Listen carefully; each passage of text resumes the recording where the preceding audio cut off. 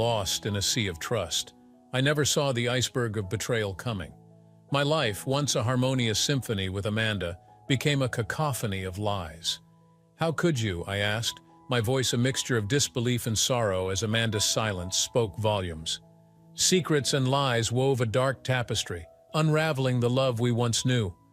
This is my tale of betrayal and search for truth. Enjoy watching it. It took a split up and a 4-year-old kid to make me see what I'd been avoiding. I didn't want to face it. I'd looked away as long as I could, but then it was right there. We were saying goodbye to my grandma, who passed because her heart gave out, and the 4-year-old was my girl, Emily. We were at my dad's place the day after saying goodbye, getting ready to head back. The bags were all packed and in the car. I was getting Emily in her seat. "Want your shoes off, sweetie?" I asked her. I knew what she'd say, but I loved hearing her answer. "Yes, please," she said clearly and seriously. I smiled and started taking off her tiny shoes. I didn't need to ask about the socks, she always wanted them off. It had to be from my side. Barefoot is better for me too than hot, tight shoes.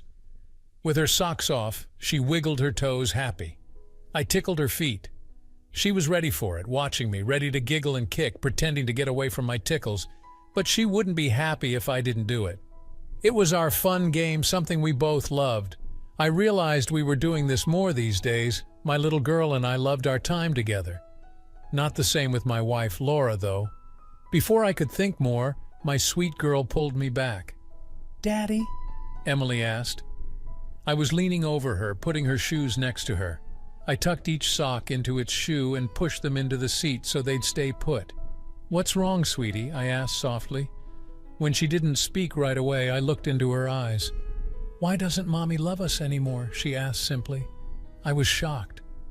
I looked at my little one, lost for words. "Honey, your Mommy loves us a lot, really," I said slowly, "and she loves you the most in the whole world." For a short time I saw a light in her eyes, but then it vanished. "But she didn't come with us to say bye to Grandma," she said with a sad voice. I had no good answer, only what Laura had told me. "She had work, sweetie." I thought about telling her about the big job at the place where my wife worked and how it took all her time, but that would be too much for a 4-year-old to understand. I was silent for a bit. "Mommy will be there when we get back, my love, waiting for you." "Does she have to work at night too?" Emily asked. I started to say no. Her mom went out at night with friends. Too much to explain, but again it would make Emily ask more than I could answer. "No, my girl," I said. "I think Mommy's almost done with working so much. Then she'll have a lot more time for you and me." I suddenly wanted to end this talk. It was too hard. I clicked the last buckle on the car seat, gave my precious daughter a kiss, and patted her arm before shutting the door. 20 minutes later, she was asleep in the back seat as I drove down the highway. My daughter slept, but my mind was awake. I kept thinking about her sad words. If a 4-year-old noticed it, it wasn't just me. That's what my wife suggested last time I asked why she was out with her friends so much. The sun was almost down when we got home. My wife, Laura, was indeed there. Emily ran upstairs full of joy and lots to tell her mom about all the cousins she saw at my folks'. I followed, my mind stuck on gloomy thoughts from our ride home. Why was my wife always at work or out with her friends? I found Laura by her mirror doing her makeup in her underwear. She stood to give me a quick kiss, and lo, I realized I couldn't recall the last time she kissed me deeply or hugged me tight to show her love. I sat on our bed and watched as Emily tried to chat with her, but Mom didn't seem to listen, and soon our little girl left for her room, silent. Laura kept on with her makeup, focused on getting it perfect. "What's up, Laura?" I tried to ask without showing my upset. My stomach knotted, and I felt hot. Catching my breath was hard. "What do you mean?" she answered, still working on her eyes. She saw I was bothered but didn't stop with her makeup. "We've been home just 10 minutes, I said, voice rough, "and you're heading out again." She paused on her lash brush, looking annoyed. "Babe, you know I meet the girls on Fridays." She spoke as if tired. I didn't like how she sounded or what it meant. "Actually," I said with a hint of spite, "you're out with them Saturdays, some Sundays, almost every Wednesday, and nearly every Friday for happy hour." Sometimes they turned into one long, hard night.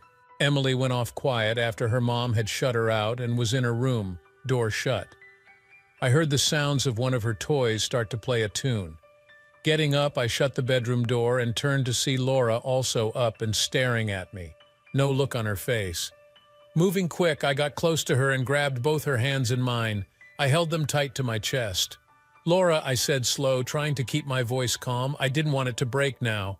"Today, Emily asked me why you didn't love us anymore. And Laura, I have to ask too." It looked like Laura's eyes got a bit narrow. Then it showed I stepped into a no-go zone. I didn't stop and kept going. Do you still love me?" I asked my wife of 6 years.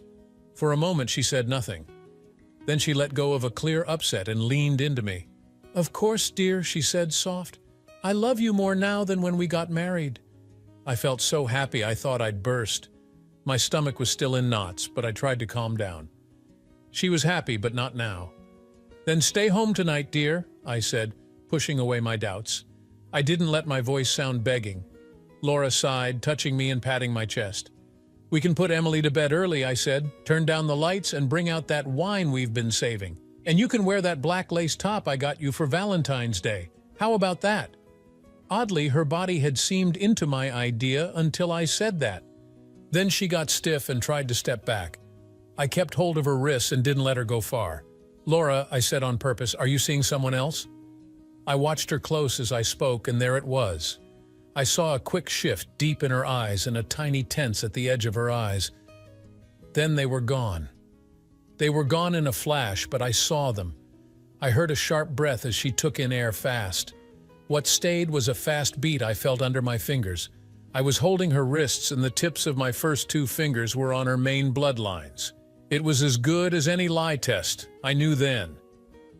"Don't be silly," my wife said. "Honey, I could only love you. You know that." She moved closer, put her head on my shoulder and breathed softly on my neck, giving me small kisses. But her head didn't press down enough to mess up her hair. Did Laura feel the cold wave going through me? Laura tapped my arms and stepped back, looking at the clock by the bed. "I'm late," she said. "I promised my friends I wouldn't be again, and I need to go." "But maybe tomorrow night," she asked softly. "Laura, we need time together," I said, letting my annoyance show. "Tell your friends another time and stay with me and our kid. How about that?" "Please," I tried. She moved to her closet, took out a short skirt. "I can't let my friends down," she said. "Why would you do that?" she snapped. "Why would you let me and your kid down?" I shot back. "Don't we matter to you?" My wife's eyes got sharp as she got mad like me. "Tomorrow," she yelled. "Damn it, I need my own time without you always there and making me feel trapped. I'm not your slave. We fought more." She said she was her own person in this marriage. I told her I couldn't boss her around, that she was free to relax and have fun after a rough day at work. I reminded her that I always let her do her thing, like when she went back to work after our baby was born. I was all for it, even though I made enough cash for us. I was proud of her job at the accounting firm, but I didn't get why her nights out were more important than us. I got a bit sharp about her friends, which made her more upset. She asked if I was accusing her of something. Then I walked out. I was too angry and didn't want to say something I'd regret. So I cooled off on the living room couch. I was angry, thinking of stopping her from leaving, but I knew I couldn't. When she came down, we stared at each other. She looked ready to fight, and I felt bad. "Laura," I said, my voice coming out deep and shaky. She paused like she might stay, then she left. "Laura," I called out again, stronger. "I love you. Please don't do this to me and Emily." Laura looked back at me, her face totally devoid of any expression. Then she stepped through the door and closed it decisively behind her. Emily came running down the stairs and into the foyer. She opened the outside door and watched as the headlights of her mother's BMW disappeared down the street. Without saying a word, she shut the door and walked quickly over to the couch. I knew that walk. The marble floor felt so hot she couldn't stand it. She jumped on the couch near me, looking at the door, wishing her mom would come back. I looked too. Then Emily got on my lap and we hugged a lot before I took her to the kitchen to make some sandwiches. The weekend was cold and hard between Laura and me. She came back late at night and was so ill from drinking that any small sound hurt her. After she was mean for a bit, Emily and I left for the park. not coming back till after dinner. Laura didn't like that. She yelled at me when Emily and I returned, saying I was bad for leaving her. I listened for a bit, then had enough. I told her it was her fault for leaving her kid and going out. I said she must get used to the idea of Emily and me having fun without her and deal with it. I was clear, telling her to be nice or be quiet. I had never talked to her like that, which shocked Laura. She was quiet and nicer to Emily that night, softening up. Later I tried to get closer, but Laura felt sick and had to stop. I tried again on Sunday, but Laura didn't respond, so I stopped and lay there, angry. After some time, I went to shower, hoping it would calm me down enough to sleep. It only helped a little. Monday morning, I left home before Laura woke up. It was rare for me, mainly because it meant Laura had to wake Emily, get her ready, feed her, and take her to daycare. My wife didn't like that unless she was all set up. It made her more than 30 minutes late for work. I wasn't feeling like making things easy for Laura that day. Before leaving that morning, I went down to the basement, opened a locker that looked like it was just for random tools, and hit a switch that turned on a tiny machine that would tape every call made from our home phone. A second switch turned on a thing that would catch any cell calls made close within 150 feet. It wasn't exactly legal, but no one knew about it. I wouldn't use the caught info in court or anything. We already had cameras in almost every room. After I watched a show on TV about how they solved a murder with video from inside a house, I put them all over. Another reason was to watch any babysitters Laura and I got to watch our kid, as well as the cleaner who came in thrice a week. We trusted the cleaner and also the teen girls we got to babysit for a bit on those nights Laura and I went out, but to trust and check felt right to me. We hadn't needed a babysitter in months. I wondered if the pricey camera system was worth it. I drove inside the big fence with sharp wire on top around the new place and to the office on the other side. The fence and sharp wire went up when we got our first big job from the Department of Defense 3 years back. After that, the DoD came back twice for more deals, small, but they made us more money. I pulled into a big parking spot and turned off the car. I sat still, trying to decide. I felt like Laura was hiding something, but my head said I had no real proof. My heart raced, and I breathed in fast, but that wasn't enough to be sure. I saw guilt in her eyes, but maybe it was for something else, something only a bit related to what I'd asked her. I hoped so. The logo in front of my car was covered, and it snapped me out of my thoughts. I lifted my head and said hi to Phil Sanders, one of my first hires. Opening the door, I said a quick hello and got my Palm Pilot and briefcase from the back seat before going in. I looked at the bright logo. That's my business. I am Mike Taylor, 32, CEO and boss of a small company that began as a toolmaker 11 years ago. We found our spot making move and turn mounts for home security cameras. Working hard to sell, we found detective firms that needed good spying gear. Over time, we built a strong group of clients who trusted us for high-quality remote control mounts. 8 years back, we bought a small firm that made top-notch color cameras with great zoom. The whole thing, with a strong broadcaster and a separate receiver that could hook up to any TV, was tinier than a lady's lipstick. Now, my small company had it all, and we started selling our stuff all over the state and planned to sell online. Then we took in a couple of detective firms and merged them into one part we named Info and Watch Partners. In a year, we had set up shop in 3 more cities. Taylor Industries was doing great, staying under the radar. In my office, I signed papers my secretary, a kind of task boss, gave me without looking them over. It was a daily thing, and they just needed my sign. I liked to joke with her, calling her Radar now and then. She'd snap back, telling me Colonel Potter to watch what I was doing. Maggie was the heart of our office. Without her, things didn't go as smooth, and I feared the day she'd tell me she was leaving. To keep her around as long as possible, I paid her as much as the company vice presidents. She was in on that secret. "Maggie," I said when she brought my first coffee of the day, "can you get Carl Winters to see me?" She looked confused. "Can I say why?" she asked. I first shook my head, then thought better of it. I felt I owed her some sort of hint. Maggie was like a mom to me since the start in our old spot. Just say I need to be his client, I told her slowly, not meeting her gaze. She paused. Oh dear, she said softly. I'm so sorry, Mike. She sniffed and hurried out. I wondered what she guessed. Carl ran our spy and detective work. Maggie understood my need to talk to him as a client was serious. What's up, Mike? Carl popped in. I gestured for him to shut the oak door.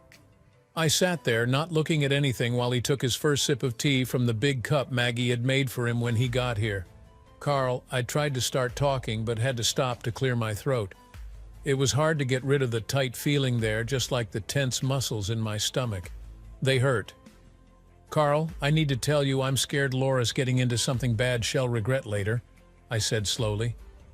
I was trying to pick my words carefully, not wanting to say I thought she was seeing another man behind my back. Mike, he said, looking sad. Damn. I'm sorry to hear that, he told me. We both took a deep breath. Carl put his mug down on the corner of my desk and just looked at his nails, not saying anything. I didn't know what to say either. Well, he said after a long, awkward pause. Well, we've got all we need to check things out for sure. I can get some temp workers to cover for our guys so they can focus on this. Can you tell me Laura's work hours, her cell number, computer logins, credit card info, stuff like that? I nodded. I started to say no to using our own people for this job instead of hiring outside help, but then I realized Carl wanted the best folks on it. Sighing, I bent to the side of my desk and pulled my briefcase closer. I had spent most of Sunday writing down account numbers and other info I knew he'd need from documents Laura and I had. I had Carl set me up as a paying client of Information and Surveillance Associates. I'd pay that part of my company out of my personal bank account. It was a small thing, but it would keep the account checkers happy. We talked about how to quietly watch my wife to see where she went, who she met, and what they did. I felt silly for doing it, and that was dumb. In addition to the fact that I had understood on Friday night that I had been gradually becoming further distant from Laura adoration, the pain that I had experienced over the past weekend made it imperative that I address this matter honestly. If Laura was not doing anything that could be considered detrimental to the marriage, she would never be aware of what I was doing. There were things that I needed to know. Also, I may find a way to recommend that we seek the assistance of a marriage counselor in order to find a solution to whatever problem she was struggling with. What I wanted to know by midday was whether or not she was engaging in behavior that is inappropriate for a married lady. I needed to know this information right now. People belonging to Carl's group had broken into Laura's BMW, which was parked in the office building in the downtown area where she worked. The task was not tough. I then handed over my key to them because my name was also on the title. Under the driver's seat, they put the sound-powered microphone that they had purchased anywhere within a radius of 1 meter might pick up the signal that was transmitted by the little transmitter on its own. The microphone was sensitive enough to pick up even a whisper that was coming from within the well. A soundproof automobile. A GPS transmitter was situated in a concealed area of the trunk, and it started transmitting the location of the vehicle instantly, exact to within a few feet of the target. The investigation was being handled by 7 of Carl's most talented employees, and he had committed 5 vehicles to the endeavor. In order to guarantee that the rental automobiles and vans would not break down in the event that they were required, our in-house mechanics inspected each and every one of them. One more female, a freelancer with outstanding credentials, submitted her application for a position at Laura's accounting firm, and she was anticipated to begin working there the following week.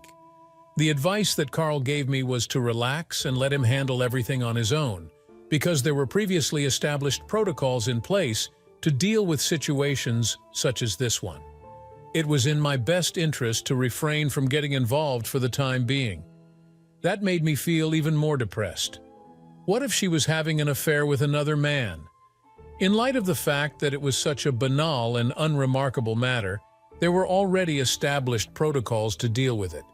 Also, he informed me that I had an option. They might make an effort to break up a tryst that is about to take place if they learned about it. If my intention was to do so, or if we were to delay our actions in order to acquire a large number of photographs and videos for a divorce proceeding, I made the decision to halt any assignment that they discovered the assignment for.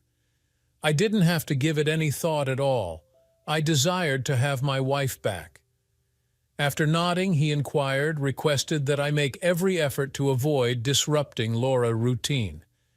When we reached a point where we needed to make a decision, he would let me know. Instead, I informed him that a cusp had already arrived and would soon be leaving. I made a phone call to him from the basement that evening.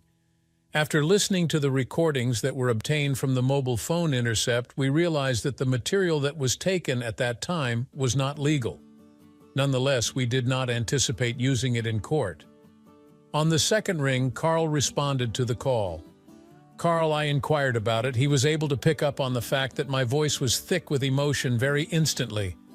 "Holy cow," it was said by him. "What has taken place?" It was clear that he was concerned about one thing. In an effort to regain control of myself, I took a deep breath and held it for a little period of time. "You are aware of the landline and cell phone intercepts that I was required to install when we were building the house, right?" I inquired about it. "It's true.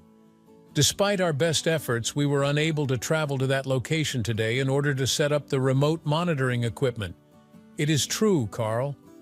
"Are you sure that there are only 26 hours in a day?" "Regardless, Carl, you shouldn't give it any thought at all."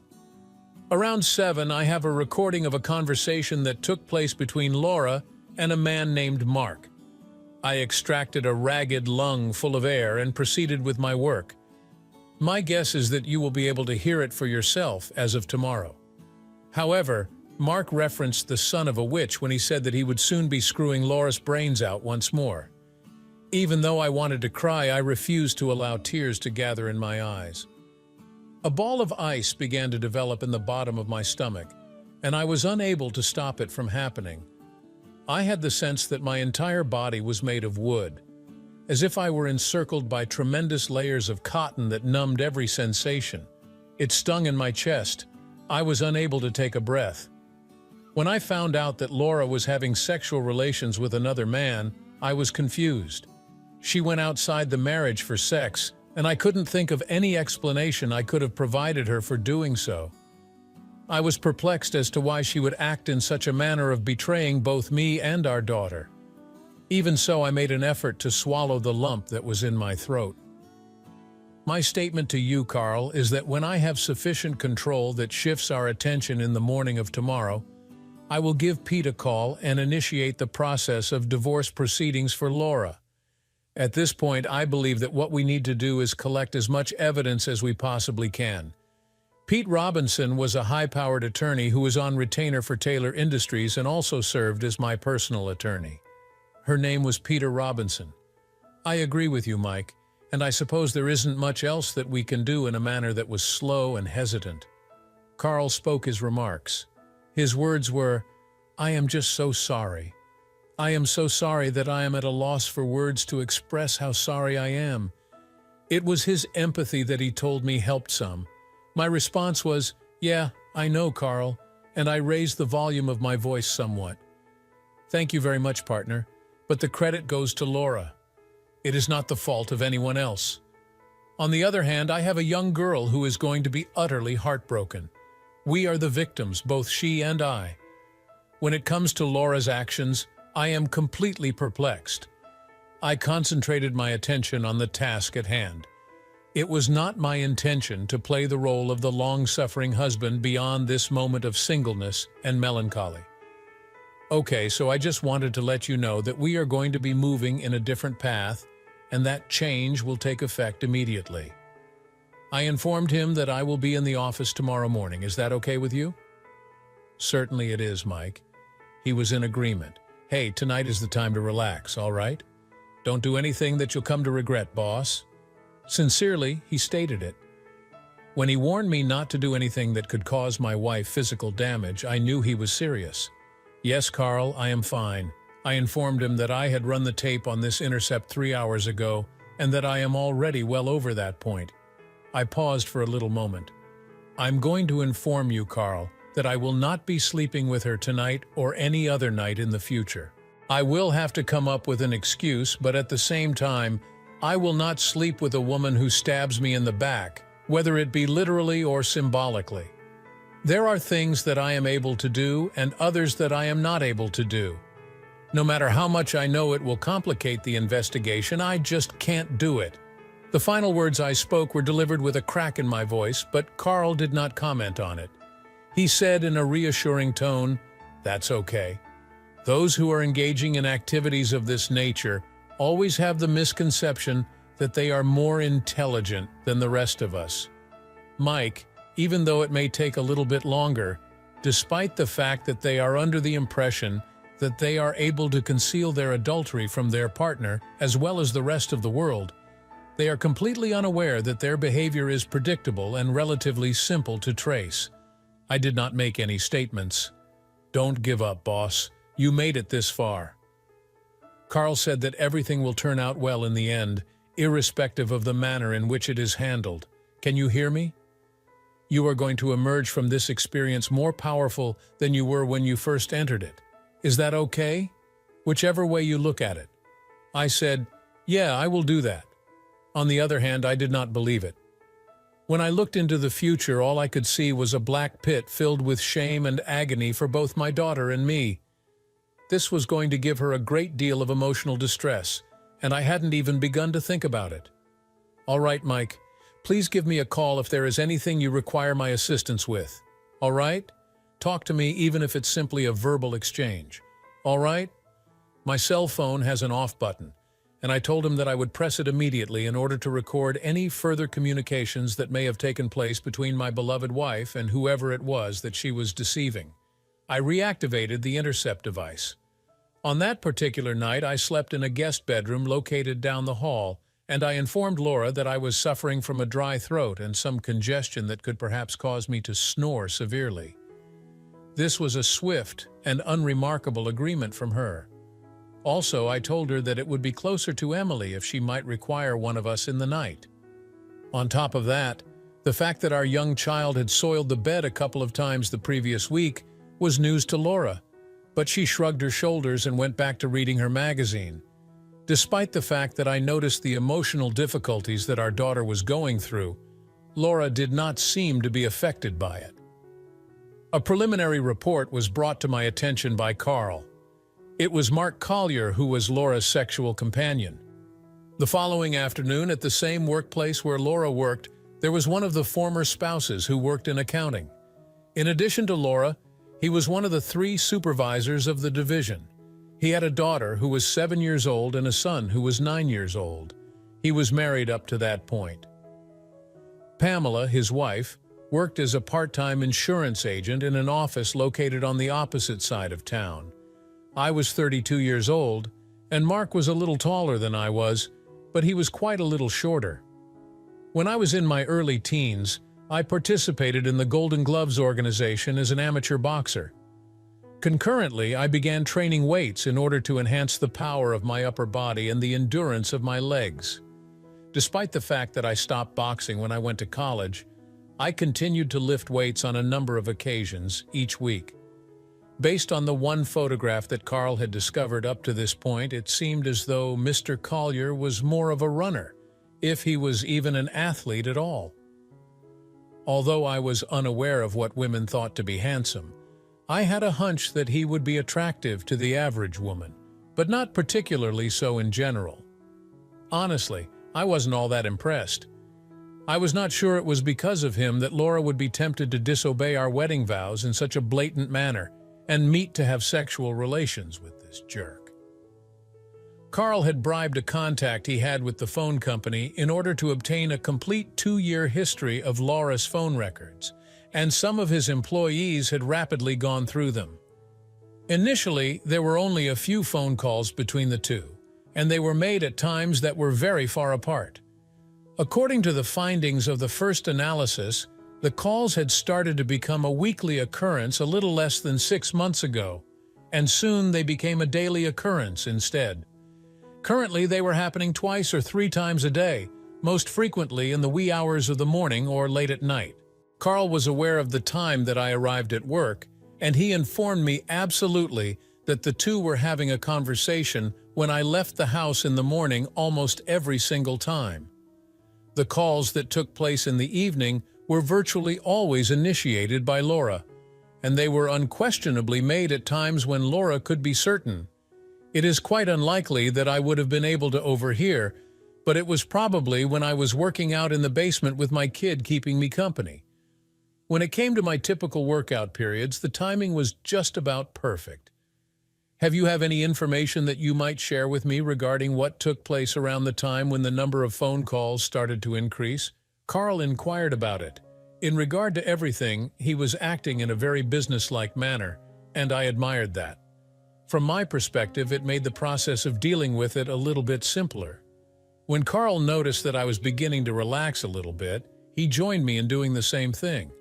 On the other side of the desk, I sat back in my chair to ponder, and I even rested my feet up on the near-center corner of my desk. It dawned on me all of a sudden, or perhaps not at all.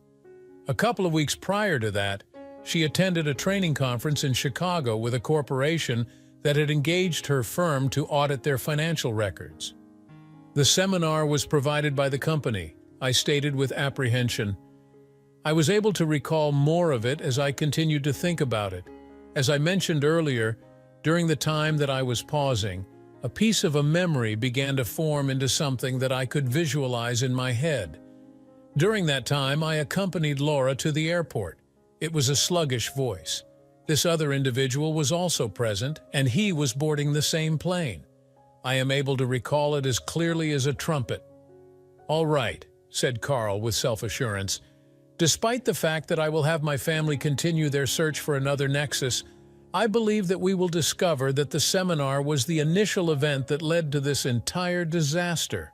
Quite a few indicators are pointing in that direction."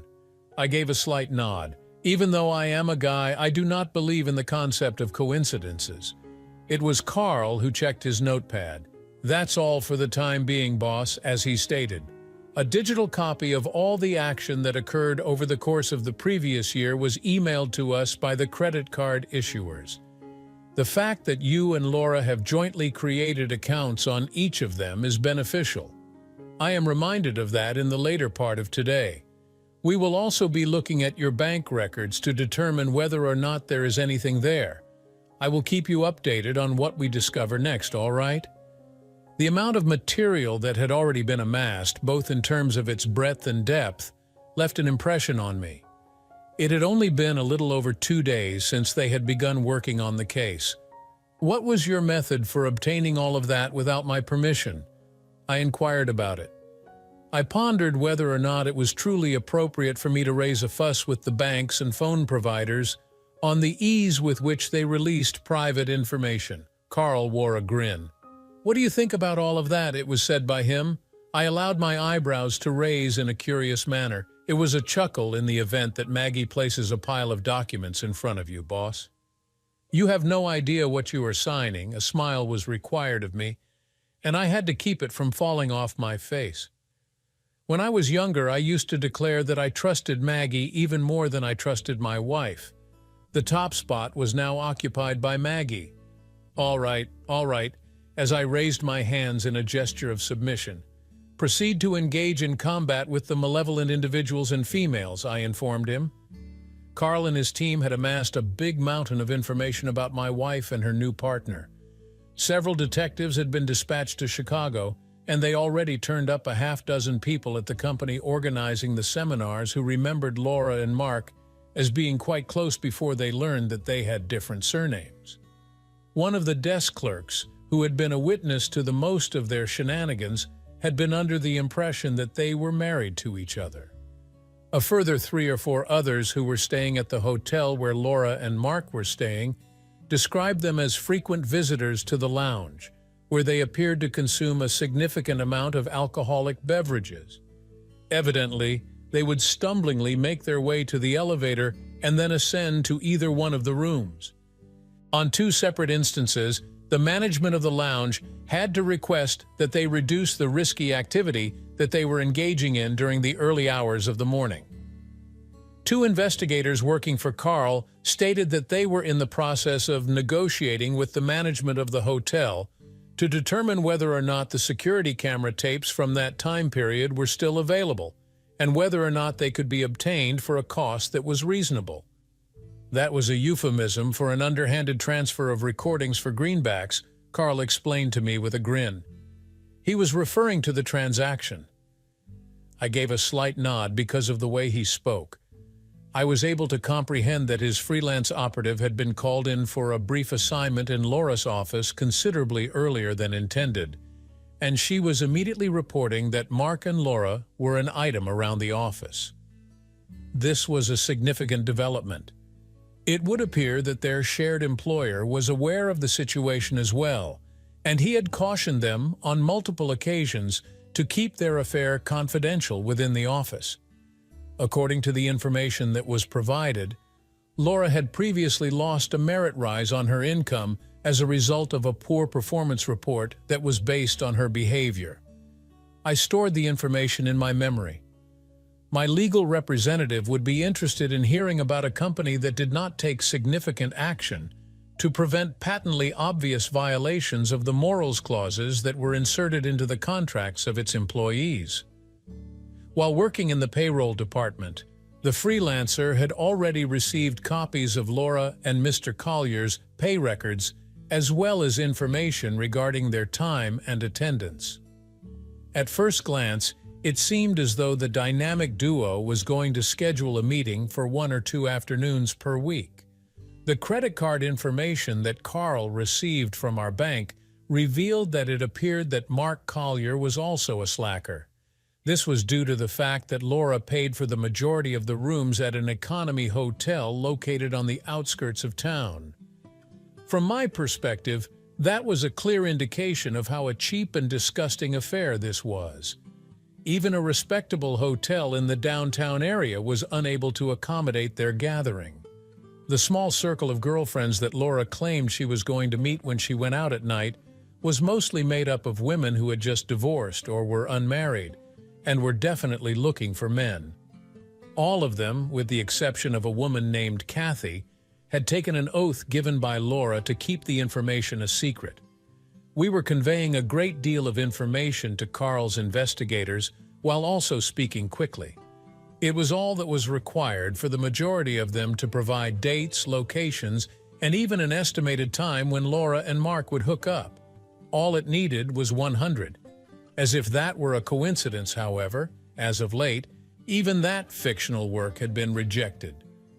In the past 2 months, the majority of the females had not seen Laura. "I am Kathy." A call was sent to Laura very immediately, and she was informed that she had been questioned by an unknown individual regarding her involvement with the groups. Laura was adamant that she had not disclosed even the slightest amount of information about the situation. It would have been appropriate to bind Kathy. She believed that it was ridiculous, vindictive, and cruel of me to check up on Laura, who was a close friend of hers. The assumption that she made that it was me was correct in terms of logic. I was the person to suspect. Kathy, of course, had a great deal of experience in things of this nature, but her knowledge is still lacking. Inquiry into the history of Kathy revealed that she had been divorced twice before due to the fact that she had witnessed her husband cheating with his secretary. In addition, the second time was due to the fact that her new husband discovered her with the plumber. Kathy had been a woman who had wandered from man to man over the course of her life. She was identified as a correspondent in divorce lawsuits on 2 separate instances, 2 of which were situations in which she went out of her way to seduce the husbands. In spite of the fact that she did not even work in the same building as the other people, this woman had managed to inadvertently become a member of the same group as my wife. At the very least, it appeared like Kathy was supporting the affair to some degree just because she had the ability to do so. In addition, we were aware that Carl had cloned Laura's mobile phone, which was the reason why the bribes of 100 were still being held with the other women. Kathy had offered Laura the promise that they would genuinely give her up, and the other girls reacted to Laura's terrified calls with assurances that they would do the same thing. The idea never occurred to Laura. In reality, the only thing that Laura was aware of was that someone was inquiring about her, but her friends were all working together to keep her secret a secret. I was once again astounded by the amount of information that Carl's operation had created in such a short period of time, both in terms of its number and its quality. It goes without saying that Mark and Laura were the most amateurish of the bunch, while Carl was the epitome of a professional. There was no prospect for Mark and Laura to succeed. The other days of that week, as well as the following two, were rather peaceful in our house. The ladies went out to a couple of clubs and danced for a time with pretty much anyone who asked. According to Carl's representatives, who confirmed that Laura had canceled virtually all of her plans for a night out on the town, with the exception of Friday. After that, everyone went straight back to their homes. When Mark was a young lad, he was a gentleman who stayed at home with his wife and children. I heard a report that claimed Mark's wife wasn't all that delighted to have him home, and she had been rather vocal while questioning about his abrupt change of behavior. I discovered this information after reading the story. I was really taken aback by the fact that the investigators' questioning of the girls in the small group had such a quick and insignificant impact. On the other hand, I received the impression that Laura and Mark's attitude toward me was characterized by a certain degree of arrogance. On the other hand, they had been running strong for such a long time, regardless of what it was. Shortly after 3 weeks had passed since the detectives had made contact with the party, the mobile phone intercepts that occurred on Friday nights began to become more frequent and explicit. Both of the cheating spouses had come to the conclusion that everything had been resolved, and they also came to the conclusion that I had reached the conclusion that there was nothing going on during this time period. The spare bedroom was nearly totally occupied by me at that point. When I tried to kiss Laura on the cheek, I could hardly stand up. Upon my return to my house in the evening, I realized that there was no way I could ever have sexual relations with her. She made a number of hints that she was available for some passionate sex throughout the conversation, but I chose to ignore her. I read every book that Emily had in her small collection, and after I had perfected a hard-sounding dry cough, I went out and purchased additional books for us to read together. There was no question in Laura's mind about why I was sleeping apart from her. On the other hand, Laura never once mentioned that I should avoid being around the infant when I was coughing like that. On the other hand, Carl and his team saw that the number of late-night chats that took place between the two on their cell phones had significantly increased. The meeting between Laura and Mark was scheduled to take place at their typical low-cost motel on the Wednesday of the third week. As a result of Carl's efforts, everyone was eagerly anticipating the opportunity to obtain information about the adulterers, and Pete, my attorney, had me prepared and ready to take action. I was able to secure the services of Mandy, a 16-year-old girl from the neighborhood, to watch Emily that evening. "Laura, please do not go out tonight," I pleaded with her when she was leaving the house. I was standing in the living room just as she was leaving. "I begged you, Laura, to not do it. I was not acting in any way. It was very important to me that she not get into contact with that son of a witch out there and meet him." "Mike," Laura became enraged at me as she came to the realization that she could not depart without making an attempt to placate me. The expression on her face changed. "Look, there is absolutely nothing going on, Mike. The only thing I'm going to do is go out for a couple of drinks and maybe even some dancing." That was the only thing she said, and her face was one of butter wouldn't melt in my mouth. When she returned, she gave me a hug and looked me in the eyes with a sincere expression, all the while attempting to persuade me that I was wrong about something that I knew for a certainty she was about to do. In a moment of impulsiveness, I responded to Laura by saying, "I am aware that you are going to meet someone tonight, but you cannot possibly mean as much to him as you do to Emily and me.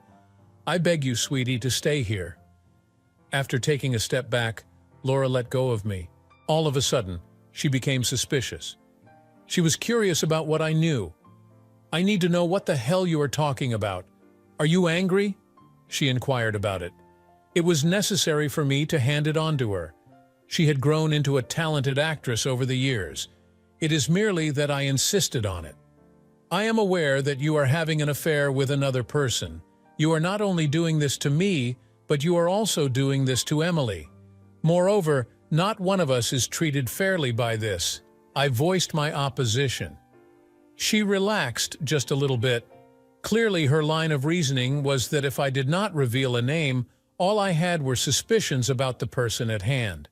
She asserted in a forceful tone, "I am not cheating on you. I am beginning to feel a little worn out by all of these charges, and it is high time that we put an end to them." The warning came from her.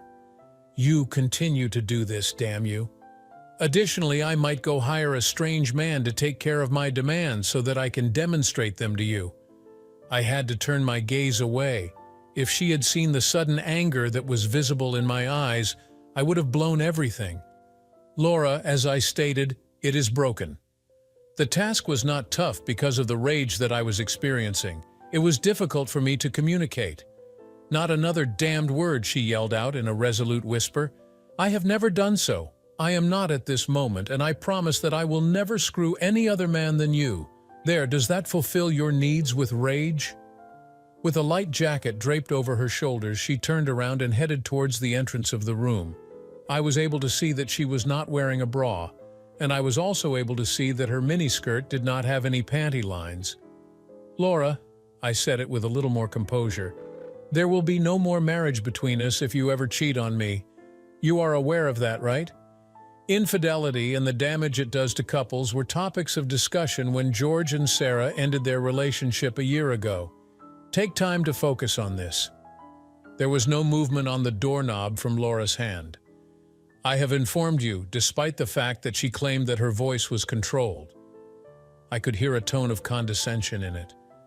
"I solemnly vow that I have no desire for any man but you, and I will never do it." It was with a forceful tone that she remarked, "Now I'm late, and I've got to go," and she did not even bother to look back at me. First, she had opened the door and then departed. 20 minutes later, I joined Carl and 3 of his best friends in the room next to where Mark and Laura would soon be.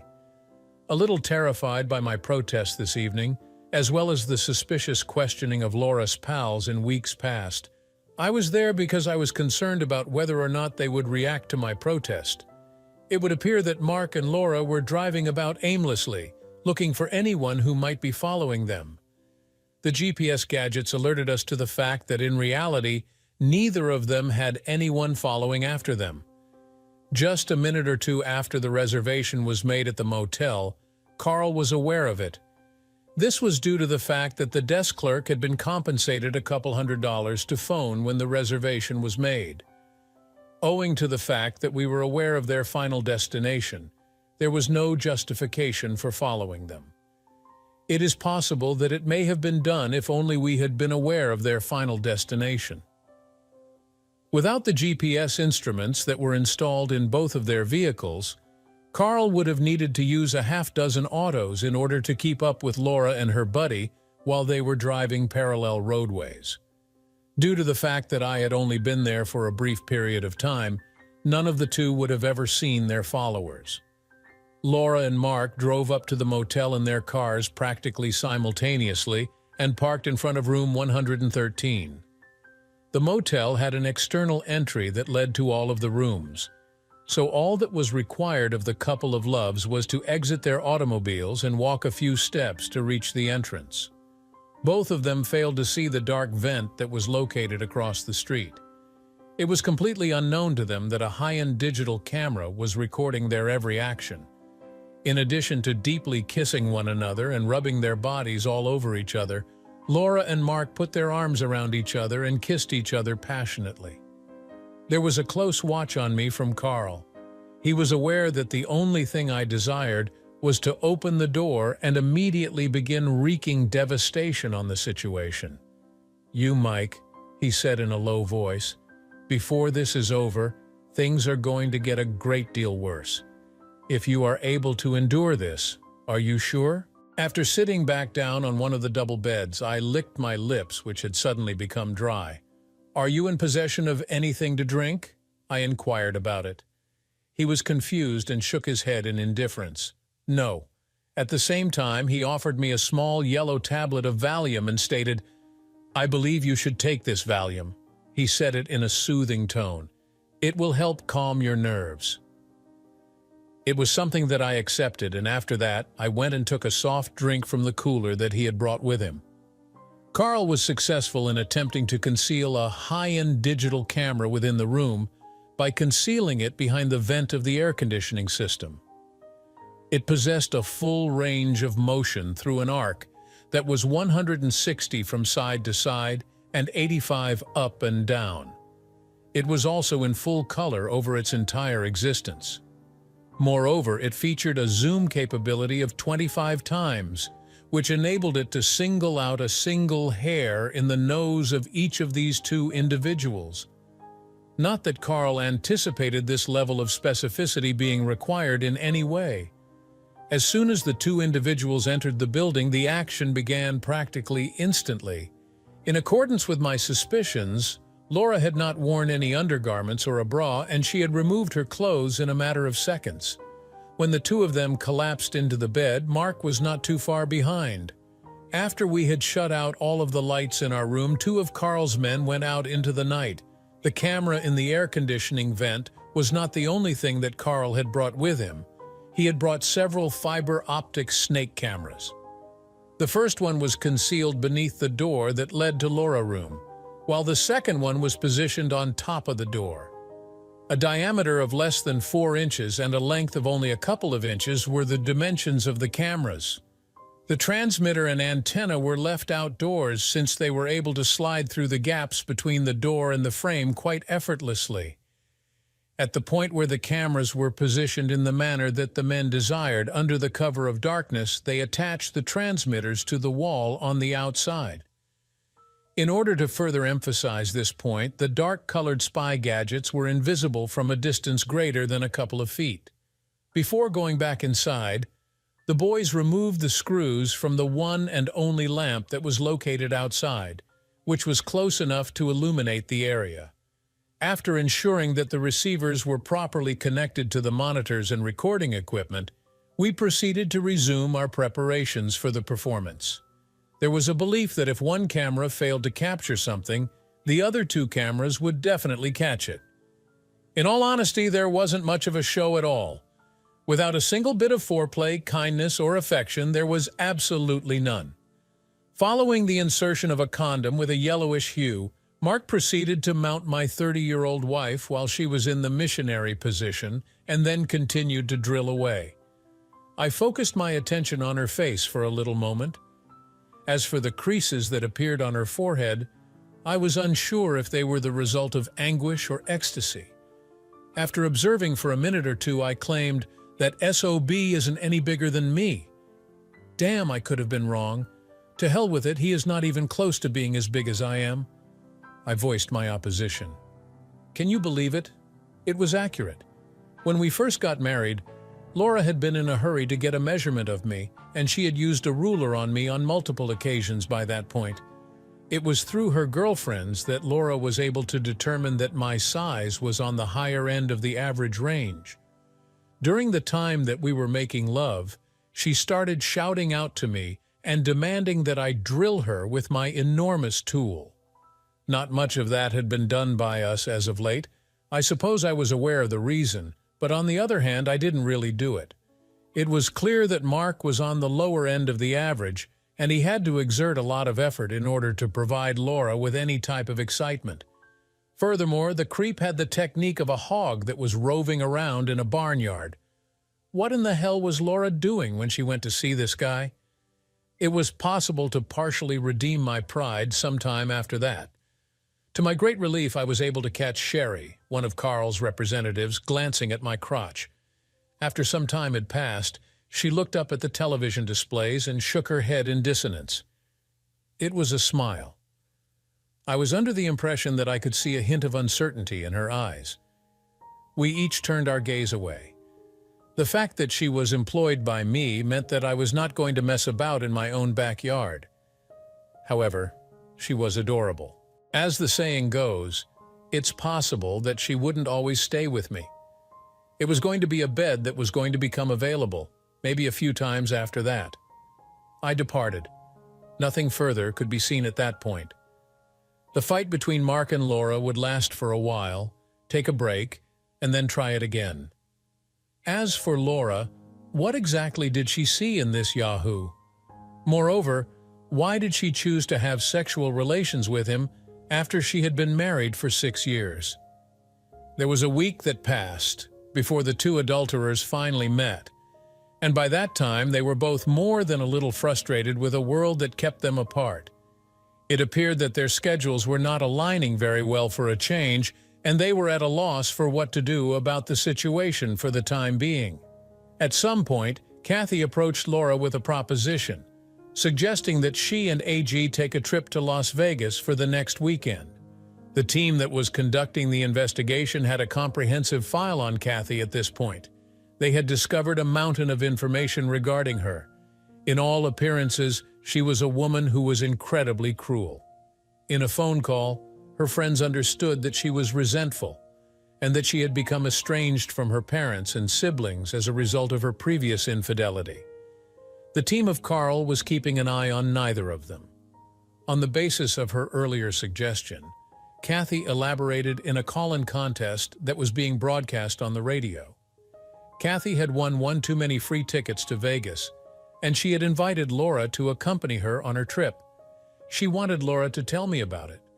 After listening to the recording of the phone call, it became abundantly evident to everyone that Kathy was suggesting that Laura and she should be the sole ones to go on a trip to Sin City. Simply expressed, the objective was to engage in sexual activity as frequently as possible. She informed Laura that she had purchased 20 condoms with the intention of using each and every one of them. However, she put a wrench into Kathy's plans by immediately calling Mark and encouraging him to come along. Laura was swiftly won over, but she did this by calling Mark after receiving the news. In a later phone call, Kathy's tone conveyed that she was dissatisfied with the fact that Mark would be joining them there, but she did not raise any objection.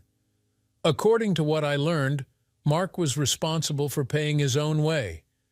I couldn't help but think what a cheap man he was. Because of the snippy quality of his last phone call before he left, he didn't appear to appreciate that much, and I couldn't escape the thought that he was a cheap man.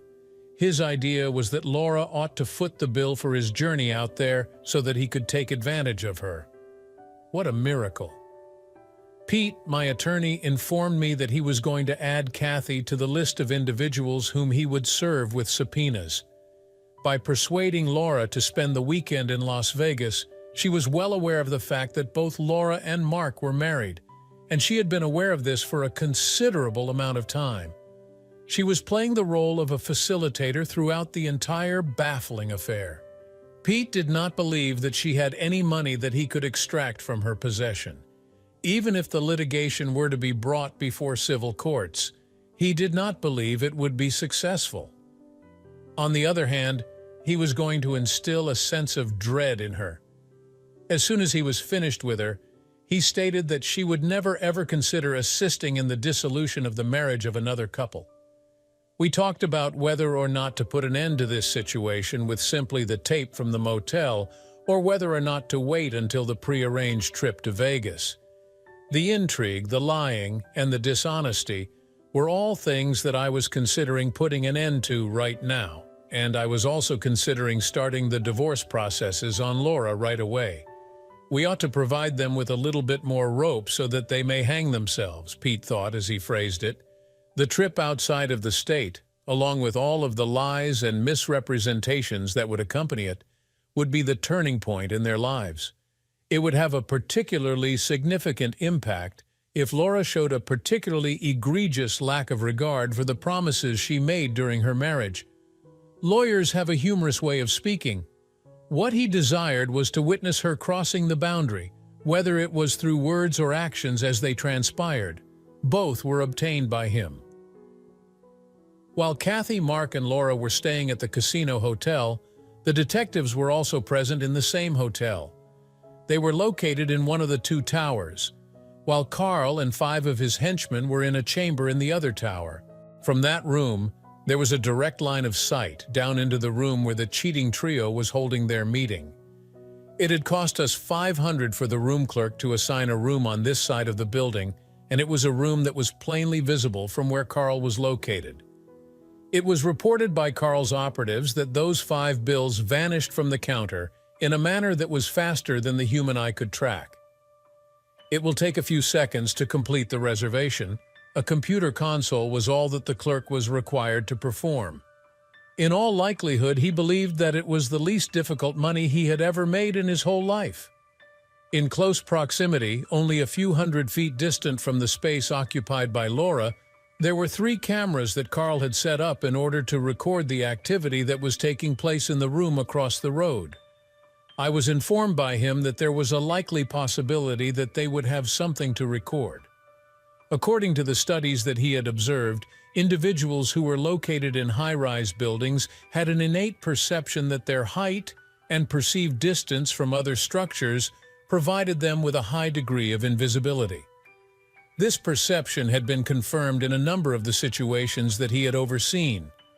He stated that even if they closed the shades, Carl's boys had a laser-based technology that would be able to see the minute vibrations of the window over there, of the sounds made by the 3 partygoers over there. He claimed this even on the condition that they closed the blinds, and only a recording of their voices would be available to us. There was no video, but if there were one, it would be of a high enough quality to ensure that the speakers could be identified in court. It was something that had been perfected during the Cold War and was utilized by intelligence organizations from both the West and Russia in order to spy on one another, according to Carl, of the Russian Federation. The chat that took place over the phone was also intended to be recorded.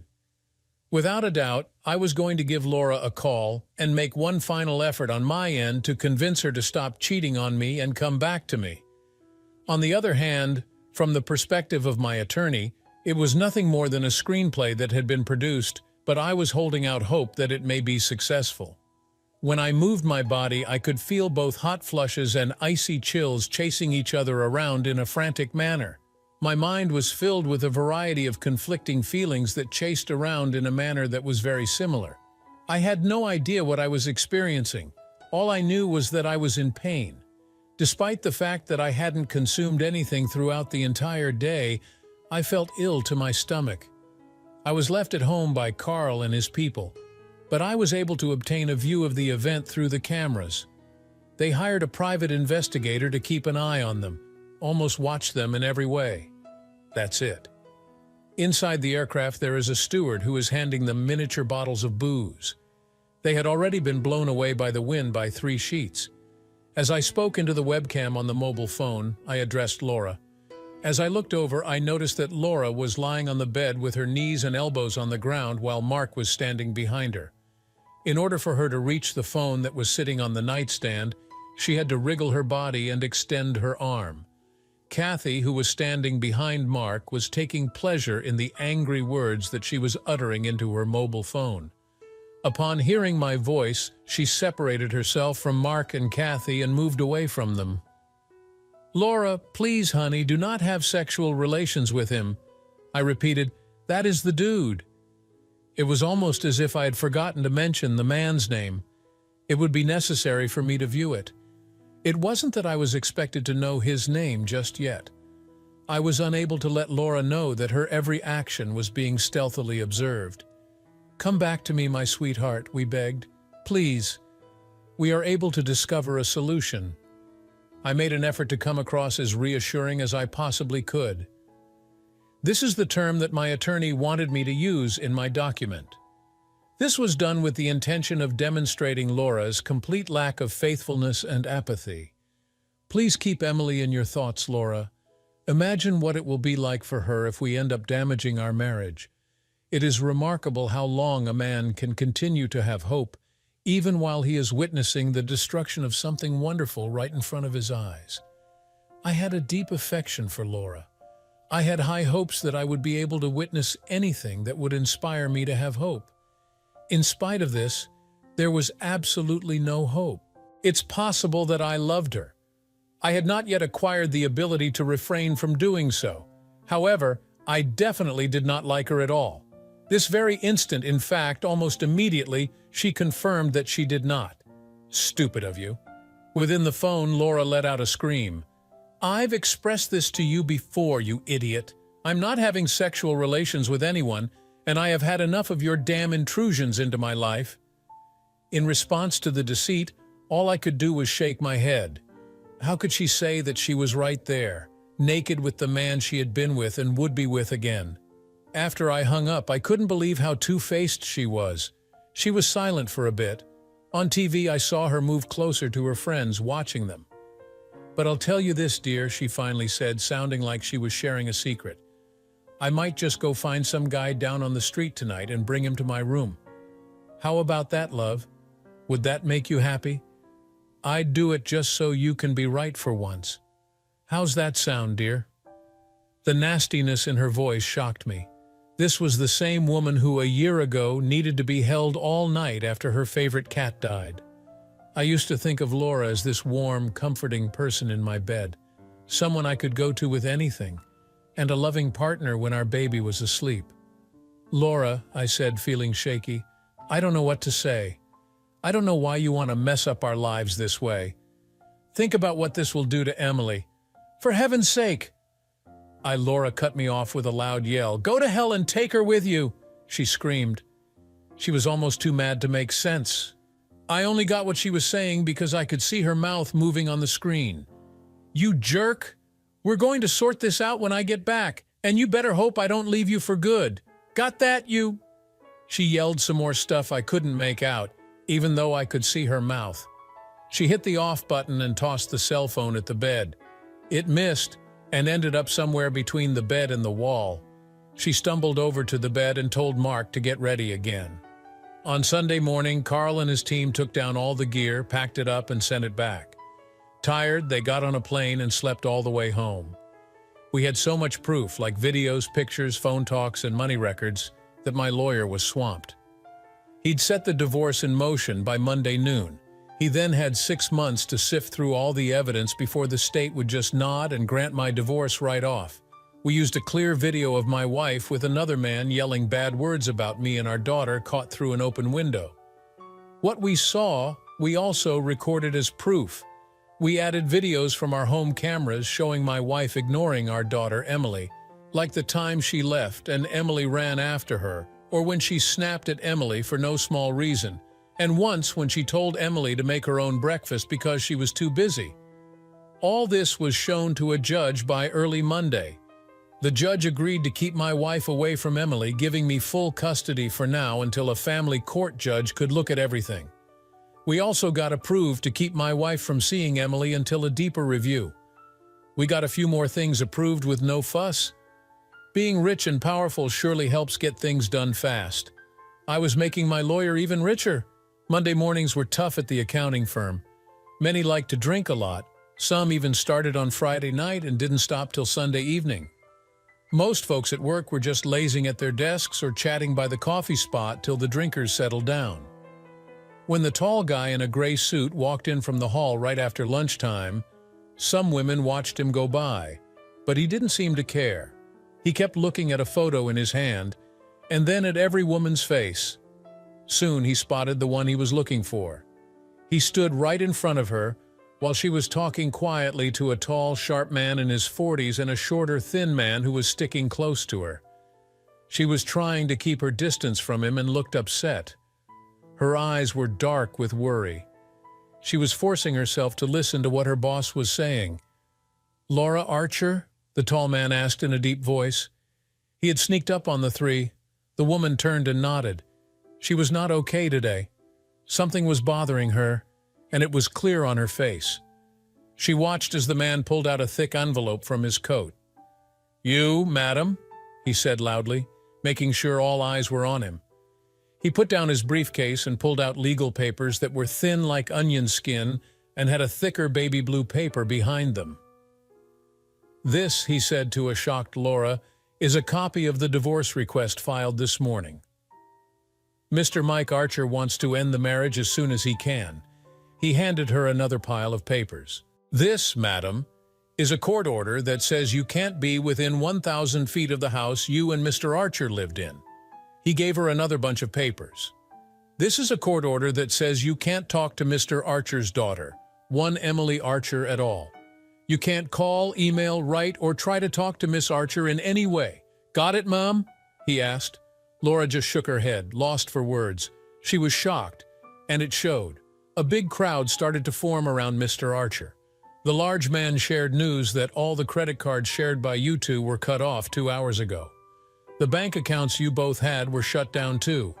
You get half of what was in those accounts. He showed her a check like it was dirty, then put it with the other papers and gave them to Laura Archer. Mr. Archer also says he's packing all your stuff right now. It'll be put in a truck soon. Your things will be in storage. You can get them when you want. Just call Mr. Archer's lawyer using this card's number. You can't go back to the house you shared. New locks, new security code. The large man looked at Laura, who was now crying without any kindness. He noticed someone trying to leave quietly. Mr. Collier. Wait up, he called. He gave Mark Collier another envelope, hitting his hand. Good news, he said. You're in the middle of Archer's divorce.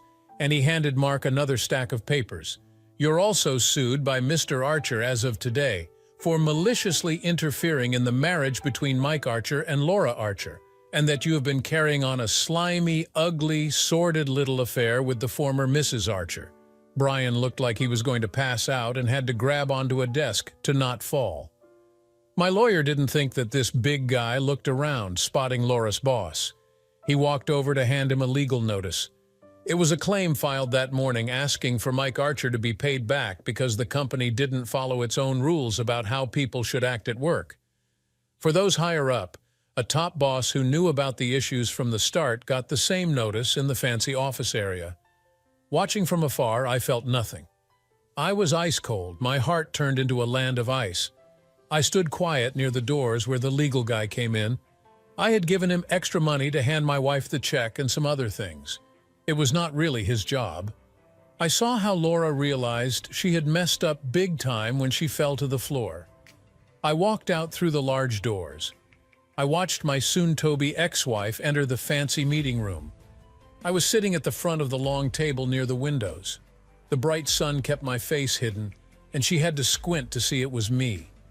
I sat in a big boss chair trying to look chill, even though I wasn't feeling it, but I hid it well. I had a lot of practice. I wanted to see you before the lawyers did, Laura said in an unsure way. She pulled a chair close and sat down. It had been about 4 months since she lost her job and moved back with her brother. Her brown hair was almost long again. She had cut it short when she started at the finance place, thinking it looked more sharp and made her seem like a serious professional. She looked thin and moved badly. She seemed like she hadn't been eating or sleeping well. Dark circles were under her eyes. My heart felt for her, but I didn't let it show. I had my tough boss face on, the one I use for work. It was usually very strict. "And now you are here?" I asked her softly. She nodded, not looking at me. Then she had to face me. "Mike," she said in a low voice, "I want to say I am so sorry for what I did to you and our little girl." I didn't say anything. I know it's not enough, and it doesn't fix the pain I caused, but it's all I can say, she said quietly. "I'm hurting too, Mike," she said. "I can't understand why I did what I did, and it's making me go mad." She didn't say more for a long time, so I spoke up. "I'm hurting too," I said plainly. "You don't know what hurt is, Laura, until you have to tell a 3-year-old that her mom might not come back." Laura started to cry softly. "It's been 4 months since I told her, Laura, and she still cries at night. Only lately can I make her smile a bit." I stopped watching Laura cry more in her seat. "She yells and fights anyone trying to stop her from running to me if I leave her for too long," I said quietly. "She's scared I won't come back. Can you think how scary that is for a little girl, Laura? Can you?" I tried to relax in my chair while Laura cried hard. "She's in a new daycare here at work. I had to make one so I'd never be too far away again. She panics when she can't find me." I watched Laura cry for a bit more, trying to sound happier than I felt. The work moms here are doing better than ever, and it's almost paid for itself. She didn't react. I waited. Why? I asked as soft as I could. Why did you do it, Laura? I loved you more than anything, and you tore my heart out. There's a big hole in me now, Laura. I can't start to fill it until I know why. She just shook her head and let tears fall. She wore no makeup. She must have known she'd cry.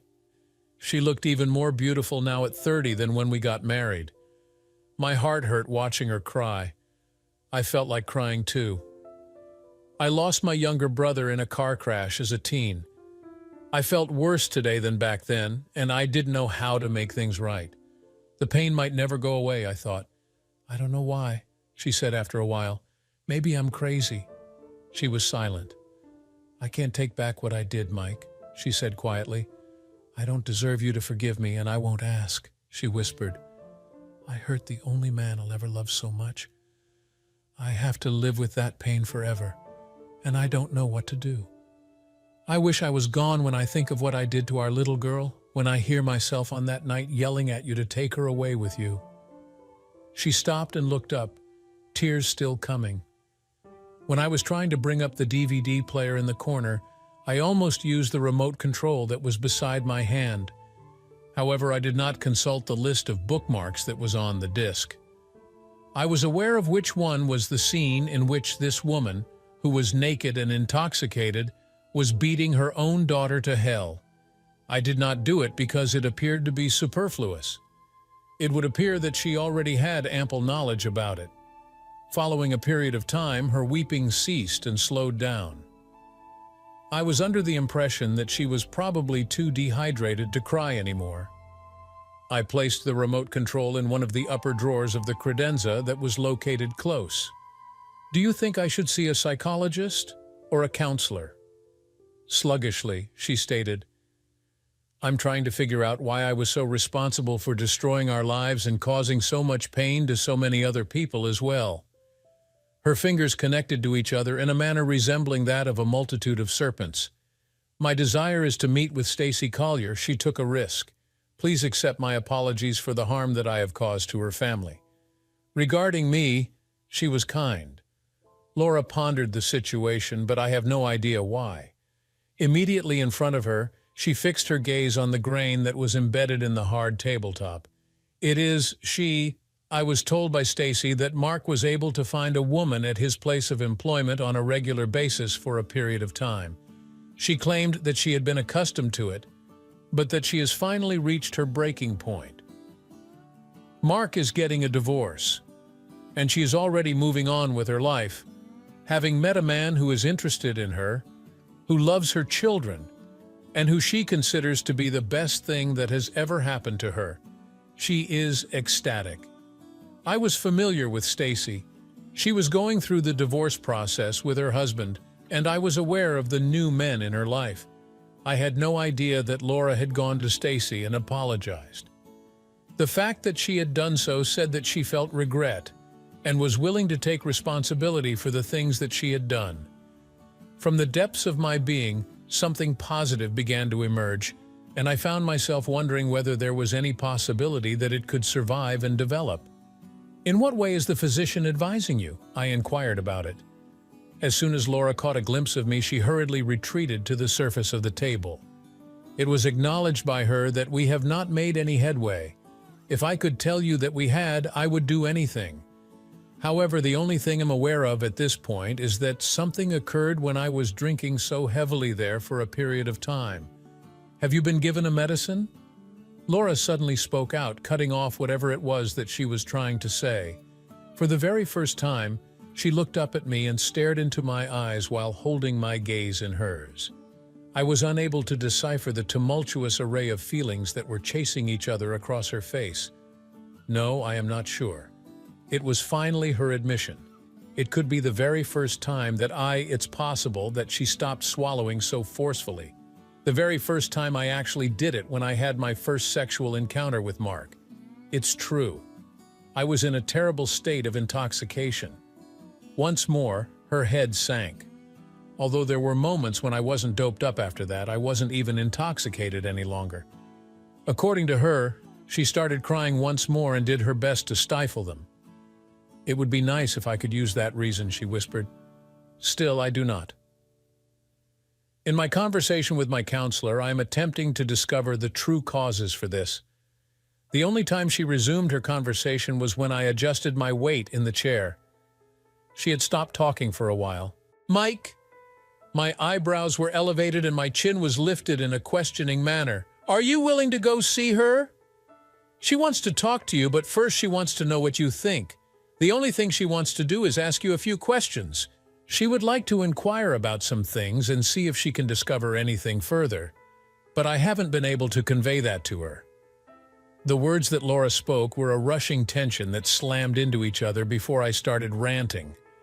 She was attempting to take everything in before I started. It's possible that Laura looked at me in disbelief when I said in a straightforward manner, Is it you?" she inquired with a tone that was brimming with feeling. I gave a shrug. "Your husband is still me, right?" I informed her in a solemn tone. "As long as it does not put our child in danger, I will do all in my power to assist you." I was pretty close to saying my child, but I didn't. Her eyes suddenly shone with a startling hope that got stronger as time went on. My intention was to make her realize that there was no genuine likelihood of success, so I began to say something. However, I came to a halt. For the sake of my young daughter, I was willing to investigate virtually any possible course of action that would be beneficial to her without any reservations. I had deeply loved Laura. I continued to love her. Unlike a spigot, love is not something that can be turned on and off at will. Thank you for listening to this story. Betrayal, heartache, and difficult decisions marked the end of a once-loving marriage. As Mike fights to rebuild his life and care for his daughter Emily, Laura's actions left a lasting impact. How would you handle such a betrayal? Let us know your thoughts in the comments below. Don't forget to like, share, and subscribe for more real-life stories.